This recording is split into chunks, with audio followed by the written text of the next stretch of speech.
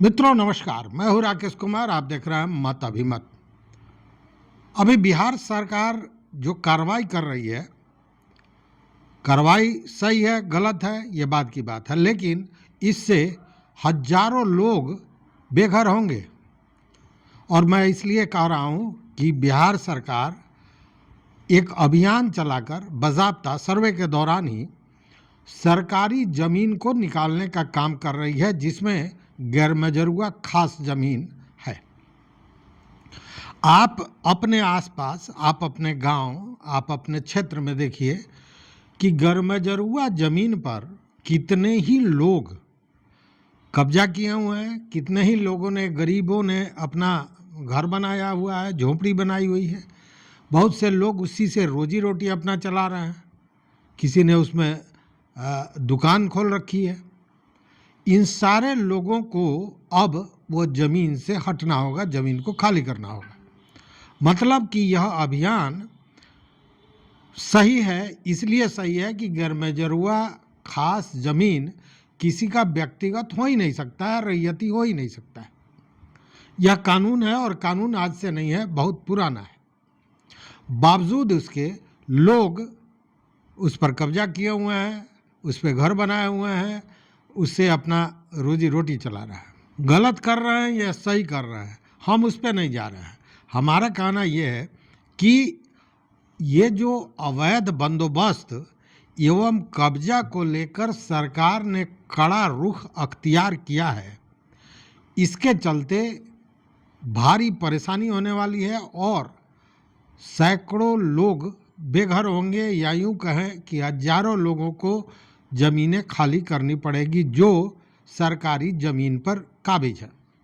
क्योंकि गैरमजरूआ ज़मीन, गैरमजरूआ दो तरह का होता है, गैरमजरूआ आम और गैरमजरूआ खास। तो गैरमजरूआ खास ज़मीन की जमाबंदी, मतलब अगर कोई दावा है या रजिस्ट्रेशन है तो उसको रद्द करने का अभियान विभाग चला रही है।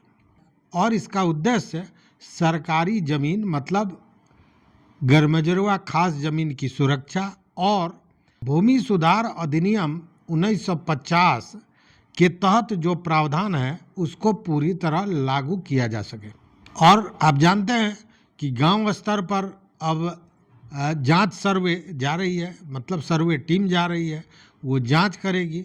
फिर इन सारे जो ज़मीन है, जो गैरमजरूआ खास ज़मीन है, उसको लेकर दस्तावेज़ों का जांच करने के बाद यह देखेगी कि उसकी क्या स्थिति है। अगर किसी ने कब्जा कर रखा है तो उसे खाली कराना भी होगा, या अगर किसी ने दावा किया है कि हमको ये ज़मीन पट्टे पर मिला है या किसी हुक्मनामा पर मिला है, तो वैसे चीज़ों को अगर किसी ने इन कागजातों के आधार पर ज़मीन की रैयती का दावा किया है, उस स्थिति में उसे बाज़ाब्ता अवैध करार करके हटाना भी है।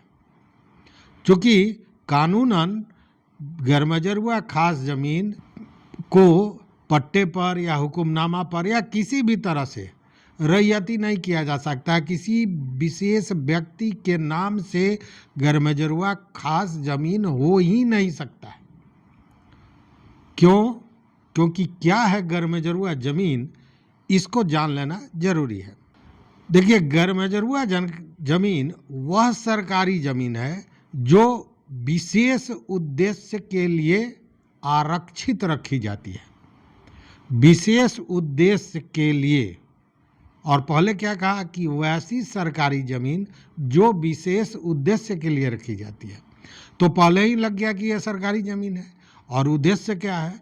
तो उद्देश्य है कि उसमें सार्वजनिक हित के चीज़ें या योजनाएं या भवन या कोई भी कार्य किया जाएगा। सार्वजनिक हित का काम मतलब उसमें स्कूल खुल सकता है, उसमें खेल कूद के लिए बच्चों के लिए स्टेडियम खुल सकता है, उसमें सामुदायिक भवन खुल सकता है।